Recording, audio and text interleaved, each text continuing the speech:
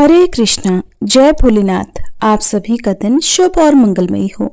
इससे पहले की कथा सुनने के लिए आप सबका बहुत बहुत आभार।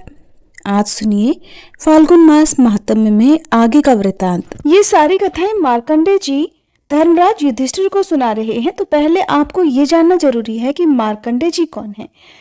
मार्कंडेय जी हमारे धर्म ग्रंथों के अनुसार अमर ऋषि माने जाते हैं। 8 अमर ऋषियों में मार्कंडेय जी ऋषि का नाम भी आता है। इनके पिता मर्कंडू ऋषि थे और जब मर्कंडू ऋषि को कोई संतान नहीं हुई तब उन्होंने अपनी पत्नी के साथ भगवान शिव की आराधना की। उनकी तपस्या से भगवान शिव प्रसन्न हुए और प्रकट होकर उनसे पूछा। तब भगवान ने मर्कंडू ऋषि की इच्छा जानकर उनसे कहा कि वे गुणहीन दीर्घायु पुत्र चाहते हैं या फिर गुणवान और 16 वर्ष का अल्पायु पुत्र। तब मर्कंडू ऋषि ने कहा कि उन्हें अल्पायु लेकिन गुणी पुत्र चाहिए। भगवान शिव ने उन्हें यह वरदान दे दिया। जब मार्कंडेय ऋषि 16 वर्ष के होने वाले थे तब उन्हें ये बात अपनी माता पिता द्वारा पता चल गई। अपनी मृत्यु के बारे में जानकर वो बिल्कुल भी डरे नहीं, विचलित नहीं हुए और शिव भक्ति में लीन हो गए, क्योंकि वे जानते थे कि भगवान शिव की कृपा से सब कुछ प्राप्त किया जा सकता है। इस दौरान सप्तऋषियों की सहायता से ब्रह्मदेव से उन्हें महामृत्युंजय मंत्र की दीक्षा मिली और इस मंत्र का प्रभाव यह हुआ कि जब यमराज तय समय पर उनके प्राण हरने आए तो शिव भक्ति में लीन मार्कंडेय ऋषि को बचाने के लिए स्वयं भगवान शिव ही प्रकट हो गए और उन्होंने यमराज के वार को बेअसर कर दिया। बालक मार्कंडेय की भक्ति देखकर भगवान शिव ने उन्हें अमर हो जाने का वरदान दिया। महाभारत के अनुसार मार्कंडेय जी ने हजार युगों के अंत में होने वाले अनेकों महाप्रलय देखे हैं और मार्कंडेय पुराण इन्हीं की रचना मानी जाती है। सभी पांडव जब वनवास में थे तब उस समय युधिष्ठिर आदि पांडवों से मिलने के लिए मार्कंडेय जी पहुंचे थे और उसी समय उन्होंने धर्मराज युधिष्ठिर को ये सारी कथाएं सुनाई थी। इसी क्रम में आगे बताते हुए मार्कंडेय जी कहते हैं, हे राजन, नर्मदा के उत्तर तट पर कपिला संगम के बाद वैद्युर के पश्चिम भाग में नर्मदापुर नामक एक स्थान विख्यात है। वहां पर बहुत से देवर्षि, ब्रह्मऋषि, राजर्षि, तपस्वी और व्यवसायी लोग भी रहते थे। नर्मदापुर के निवासियों में से एक जमदग्नि नामक मुनि भी थे जो हमेशा शिव भक्ति में लीन रहा करते थे। वे हर दिन नर्मदा संगम में स्नान करके तरह तरह के गंध, पुष्प और अगरू आदि मनोहर उपचारों द्वारा भगवान शिव की पूजा करते थे और दक्षिणामूर्ति की शरण लेकर शिव मंत्र के जप में लीन रहा करते थे। 1 मास तक इस प्रकार जप में लगे हुए मुनि को सिद्धेश्वर लिंग स्वरूप देवाधिदेव महेश्वर ने साक्षात दर्शन देकर कहा, ब्राह्मण, मैं तुम्हारी भक्ति और रुद्र जप से संतुष्ट हूं, वर मांगो। तब जमदग्नि मुनि कहने लगे, हे परमेश्वर, मुझे होम और यज्ञ क्रिया के लिए कामधेनु प्रदान कीजिए, क्योंकि धर्म और शुभ अनुष्ठान के लिए, शिव पूजा और तर्पण के लिए तथा देव कार्य और पितृ कार्य की सिद्धि के लिए गवों को ही सबसे पवित्र माना गया है। महादेव जी कहने लगे, महाभाग, तुम्हें समस्त कामनाओं की सिद्धि के लिए ये कामधेनु दी जा रही है। ऐसा कहकर महादेव जी वहीं अंतर्ध्यान हो गए। जमदग्नि मुनि जिन जिन कामनाओं के लिए कामधेनु से याचना किया करते थे वो सब उन्हें बड़ी आसानी से तुरंत ही मिल जाया करती थी। अब वे सोने के बर्तनों में तरह तरह के मनोवांछित भोज्य पदार्थ परोसकर सहस्त्रों ऋषियों को प्रतिदिन इच्छानुसार भोजन कराने लगे। माननीय ब्रह्म ऋषि और देवतागण भी मुनिवर जमदग्नि के आश्रम पर आकर उनकी कीर्ति बढ़ाने लगे। इस प्रकार कुछ समय बीतने पर एक दिन राजा कार्तवीर्य अपनी महिष्मतीपुरी छोड़कर शिकार खेलने के लिए विंध्य पर्वत पर आया और नर्मदा के तट पर उसने अपना पड़ाव डाल दिया। शिकार खेलते खेलते ही वह जमदग्नि मुनि के आश्रम पर गया और कहने लगा कि मुने, ये गऊ तो तुम्हारे योग्य नहीं है, इसलिए इसे मुझे दे दो। कार्तवीर्य की ये बात सुनकर मुनिवर जमदग्नि बहुत देर तक सोच विचार में पड़े रहे। उन्हें कुछ भी उत्तर ना देते देख राजा ने मुनि को मरवा दिया और खुद उनकी कामधेनु को बलपूर्वक हरकर ले जाने लगा। जब वह आश्रम से बाहर निकला तब अचानक ही कामधेनु पर कोड़ों की मार पड़ने लगी। वो बार बार कोड़ों की मार से घायल होने लगी। तब उस गऊ ने शाप देते हुए कहा, अरे ओ नराधम, रेणुका नंदन परशुराम तेरे समस्त कुल का संहार कर डालेंगे। इस प्रकार शाप देकर कामधेनु फिर से स्वर्ग को चली गई। उस समय लोगों में महान हाहाकार मच गया। सब कहने लगे कि अरे ये कौन दुराचारी आ गया जिसने ब्राह्मणों के कोप को बढ़ा दिया है। इसके बाद महावीर परशुराम जी ने पिता के मारे जाने का समाचार सुना। सुनते ही वे जलती हुई अग्नि की तरह क्रोध से जल उठे और सहसा आश्रम पर आए। पिता को मारा हुआ देखकर क्रोध से उनका पराक्रम दुगना हो गया और वे अचानक उठकर महिष्मतीपुरी की ओर चल दिए। और वहां कार्तवीर अर्जुन को देखते ही परशुराम जी ने बड़ा क्रोध करके कहा, अरे ओ नराधम, खड़ा रहे। मेरे पिता की हत्या करके अब तू कहाँ जा सकता है। ऐसा कहकर उन्होंने अपनी कुल्हाड़ी हाथ में ली और कार्तवीर की भुजारूपी वन को उसके मस्तक सहित काट डाला। उस समय मुनिवर परशुराम जी क्षत्रिय जाति के लिए प्रलयंकर बन गए थे, विनाश बन गए थे। महापराक्रमी दुरात्मा कार्तवीर के मारे जाने पर देवताओं की दुंदुभियां बज उठी और आकाश से पुष्पों की वर्षा होने लगी।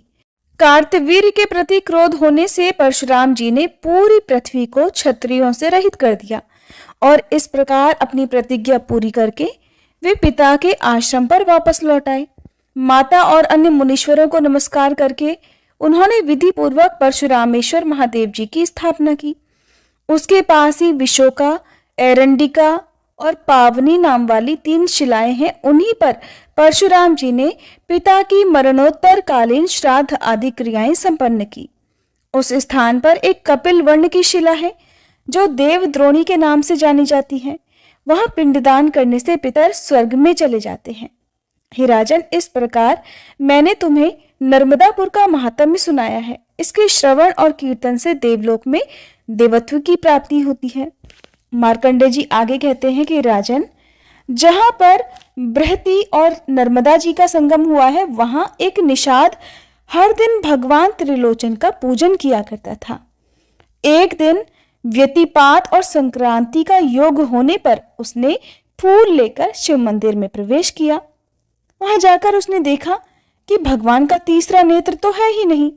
उसके मन में बड़ा आश्चर्य हुआ और वो सोचने लगा कि किस पापात्मा ने भगवान के नेत्र को चुरा लिया है। ऐसा कहकर उसने तीखे बाण से अपना नेत्र उखाड़ लिया और उसे ही देवदेव महादेव के मस्तक पर लगा दिया। ऐसा करते समय उसके मन में बिल्कुल भी भय, कंपन और दीनता नहीं आई। उसके हृदय का भाव भी नहीं बदला। इससे देवेश्वर महादेव जी उस निषाद के ऊपर बहुत प्रसन्न हुए और हंसकर बोले, वत्स, तू मनवांछित वर मांग ले, मैं तुझ पर बहुत प्रसन्न हूँ।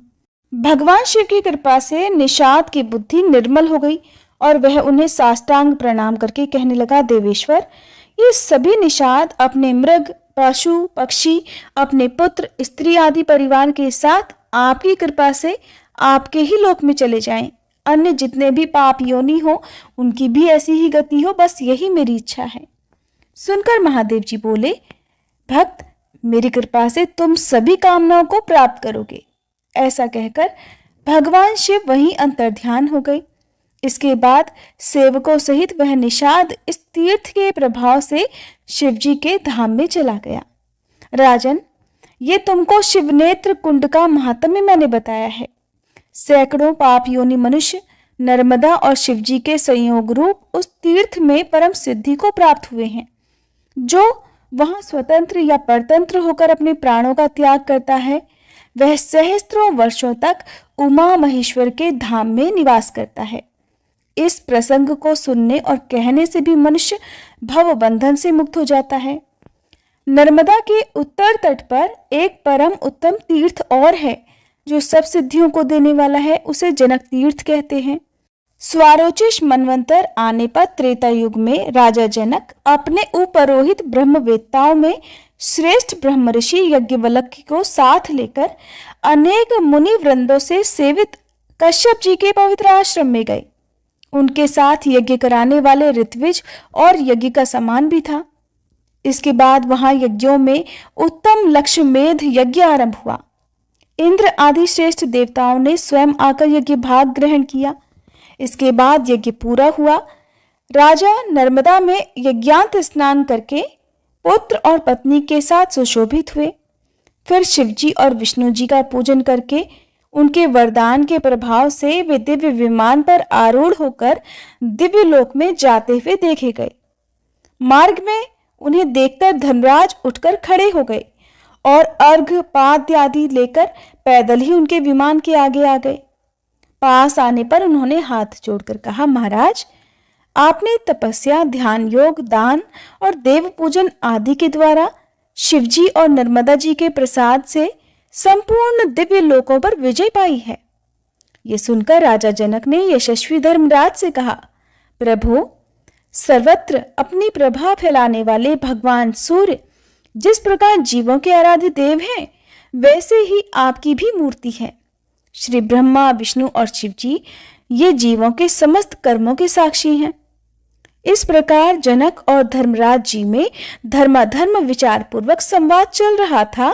तभी देवराज इंद्र, देवर्षि नारद, पर्वत तथा अन्य श्रेष्ठ मुनि राजा जनक का आगमन सुनकर धर्मराज जी के नगर में आ गए।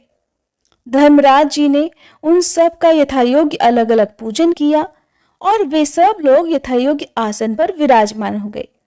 विराजने के बाद देवर्षि नारद ने पूछा, नारायण नारायण, हे धर्मराज जी, पृथ्वी पर कौन कौन से देश, पर्वत, पवित्र नदियां, आश्रम और तीर्थ ऐसे हैं जहां किए हुए मनुष्यों के दान, होम, जप, तप आदि कभी क्षीण नहीं होते? ये सब यथार्थ रूप से बतलाइए प्रभु। तब धर्मराज जी बोले, मुने, नर्मदा जी के उत्तर तट पर लक्ष्मेध नामक तीर्थ है और वहीं पर लक्ष्मेधेश्वर नामक एक शिवलिंग भी है जो कि परम पवित्र है। भगवान शिव से बढ़कर कोई देवता नहीं है, नर्मदा जी से बढ़कर कोई नदी नहीं है, सत्य से बढ़कर दूसरा कोई धर्म नहीं है और सब प्राणियों पर दया करना ये सबके लिए परम धर्म है। न शंकरात् परो देवो न रेवायाः परा नदी न सत्याद् परो धर्मः कारुण्यम सर्वजंतुषु। इसलिए जो मनुष्य शिवजी के चिंतन में तत्पर होकर नर्मदा नदी के तट पर निवास करता है, उस पर यमराज का शासन भी नहीं चलता और वह कभी यमलोक का दर्शन नहीं करता। श्री ब्रह्मा, विष्णु और शिव जी ही उसके स्वामी होते हैं।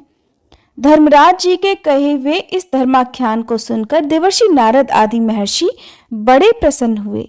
जय भोलेनाथ। आज की कथा में बस इतना ही। इसके आगे का वृतांत आप सब आने वाले अध्याय में जरूर सुनिएगा।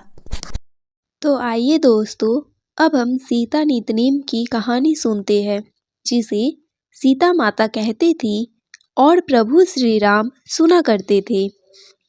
एक दिन श्री राम भगवान को किसी काम के लिए बाहर जाना पड़ा, तो सीता माता कहने लगी कि भगवान, मेरा तो 12 वर्ष का नितनेम है, अब आप बाहर जाएंगे तो मैं अपनी कहानी किसे सुनाऊंगी।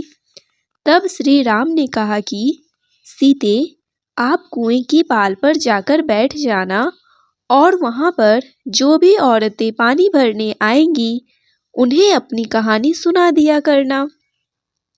सीता माता कुएं की पाल पर जाकर बैठ गई। तभी एक स्त्री आई।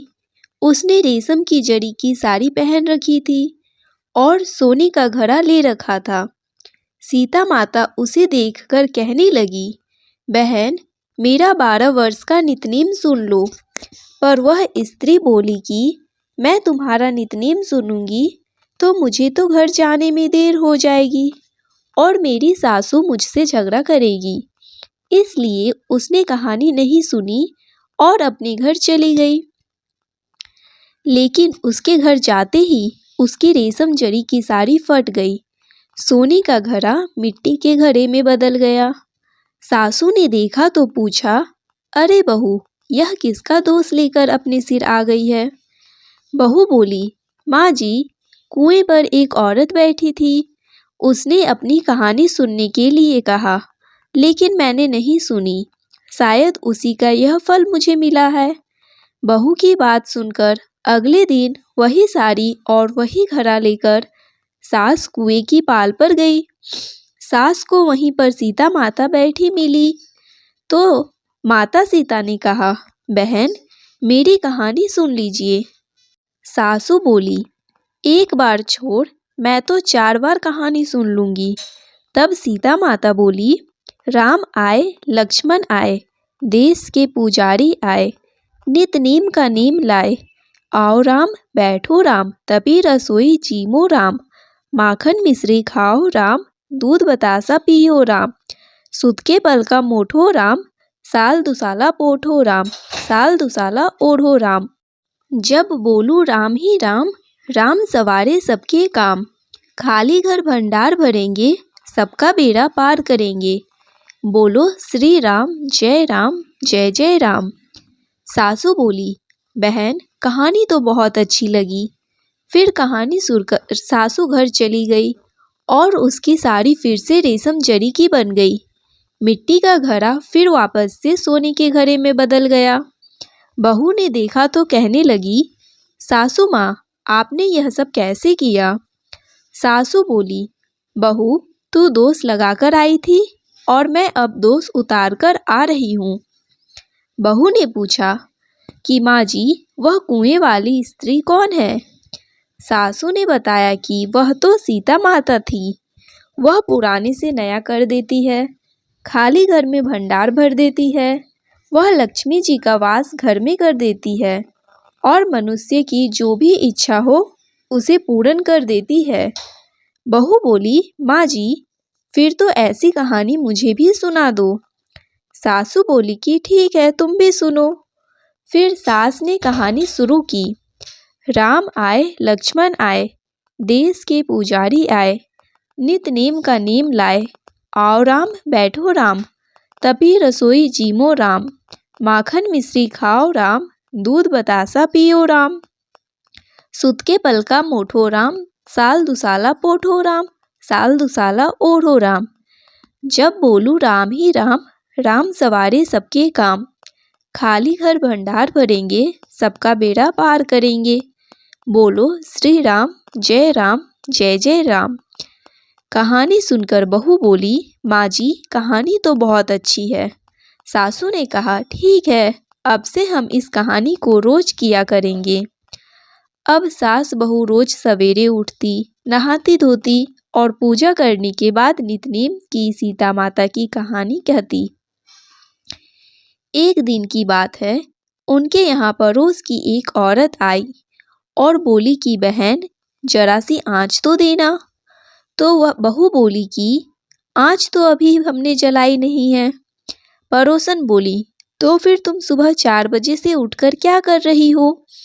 तो उन्होंने कहा कि हम तो सुबह सुबह उठकर पूजा करते हैं, फिर सीता माता की कहानी करते हैं। पड़ोसन ने उनकी बात सुनकर फिर कहा कि सीता माता की कहानी कहने से तुम्हें क्या मिला? तब वे दोनों बोली कि सीता माता की कहानी कहने से घर में भंडार भर जाते हैं, सारे काम पूर्ण हो जाते हैं, मन की इच्छा भी पूरी होती है। पड़ोसन ने कहा, बहन अगर ऐसा है तब तो फिर मुझे भी कहानी सुना दो। तब बहू बोली कि ठीक है, तुम भी यह कहानी सुन लो। राम आए, लक्ष्मण आए, देश के पुजारी आए, नित नीम का नीम लाए। आओ राम, बैठो राम, तभी रसोई जीमो राम। माखन मिश्री खाओ राम, दूध बतासा पियो राम। सुत के बल का मोठो राम, साल दुसाला पोठो राम, साल दुसाला ओढ़ो राम। जब बोलू राम ही राम, राम सवारे सबके काम। खाली घर भंडार भरेंगे, सबका बेड़ा पार करेंगे। श्री राम, जय राम, जय जय राम। पड़ोसन ने इस कहानी को सुना तो कहने लगी, बहन कहानी तो बहुत अच्छी लगी। अब वह पड़ोसन भी नितनेम सीता माता की कहानी कहने लगी। कहानी कहने से सीता माता ने पड़ोसन के भी धन के भंडार भर दिए। देखते ही देखते अब तो पूरे मोहल्ले में नितनेम की कथा चल पड़ी और हर किसी की मनोकामना पूर्ण होने लगी। हे सीता माता, जैसे आपने उन सभी के भंडार भरे, वैसे हमारे भी भरना। कहानी कहने वाले, सुनने वाले और हुंकार भरने वाले सबके भरना। सभी प्रेम से बोलिए सीता मैया की जय। बंसी शोभित कर मधुर नील जलद तन श्याम, अरुण अधर जनु बिंब फल नयन कमल अभिराम, पूर्ण इंद्र अरविंद मुख पीतांबर शुभ साज, जय मनमोहन मदन छवि कृष्ण चंद्र महाराज। जय यदुनंदन जय जगवंदन जय वासुदेव देवकी नंदन, जय यशोदा सुत नंदन दुलारे, जय प्रभु भक्तन के सत तारे, जय नट नागर नाग नथैया कृष्ण कन्हैया धेनु चरैया, पुनि नख पर परुपु गिरिवर धारो, आओ दीनन कष्ट निवारो, आओ दीनन कष्ट निवारो, वंशी मधुर अधर धरि टेरो, होवे पूर्ण विनय यह मेरो, होवे पूर्ण विनय यह मेरो, आओ हरि पुनि माखन चाखो, आज लाज भारत की राखो, गोल कपोल चिंबुक अरुणारे, मृदु मुस्कान मोहिनी डारे, मृदु मुस्कान मोहिनी डारे, रंजित राजीव नयन विशाला, मोर मुकुट वैजंती माला, कुंडल श्रवण पीत पट आछे, कटि किंकिनी काछ निकाछे, नील जलज सुंदर तनु सोहे, छवि लखी सुर नर मुनि मन मोहे, मस्तक तिलक अलग घुंघराले, आओ कृष्ण बांसुरी वाले, करी पय पान पूत नहीं, तारियो अकबक कागा सुर मारियो, मधुवन जलत अग्नि जब ज्वाला, मैं सीतन लखत नहीं नंदलाला, सूरपति जब ब्रिज चढ़यो रिसाई, मसर धार वारी वरसाई, लगत लगत ब्रज चहन बाहायो, गोवर्धन नखधारी बचायो, लखी यशोद्रा मन भ्रम अधिकाई, मुख मह चौहद भुवई दिखाई, दुष्ट कंस अति उद्यम मचायो, कोटि कमल जब फूल मंगायो, नाथि कालहिनी तुम तिलीनहा, चरण चिन्ह दे निर्भय किन्हे, करी गोपीन संग रास विलासा, सबकी पूरन करी अभिलाषा,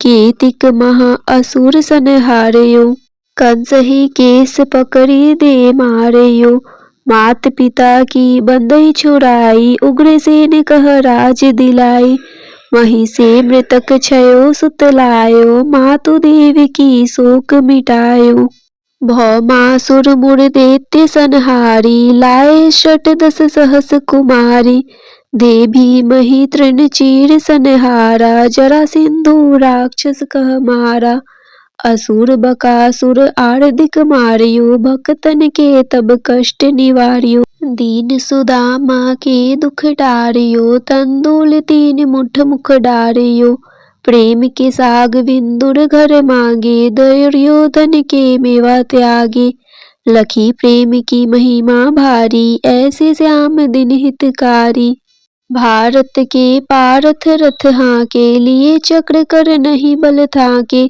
निज गीता के ज्ञान सुनाए, भक्तन हृदय सुधा बरसाए, मीरा थी ऐसी मत वाली, विष पी गई बजा कर ताली, रान भेजा सांप पिटारी, सालिग्राम बने बनवारी, निज माया तुम विधि ही दिखायो, उड़ते संयम सकल मिटायो, तब सत निंदा करी तत्काला, जीवन मुक्त भयो शिशुपाला, जब ही द्रौपदी टेर लगाई, दीनानाथ लाज अब जाई, तुरत ही वसन बने नंदलाला, बड़े चीर में भीरी अरि मुँह काला, अस अनाथ के नाथ कन्हैया, डूबत भवंबर बचावड नैया, सुंदर दास आ उड़धारी, दया दृष्टि कीजे बनवारी, नाथ सकल मम कुमति निवारो, क्षम हो बेगी अपराध हमारो, खोलो पट अब दर्शन दीजे, बोलो कृष्ण कन्हैया कीजे।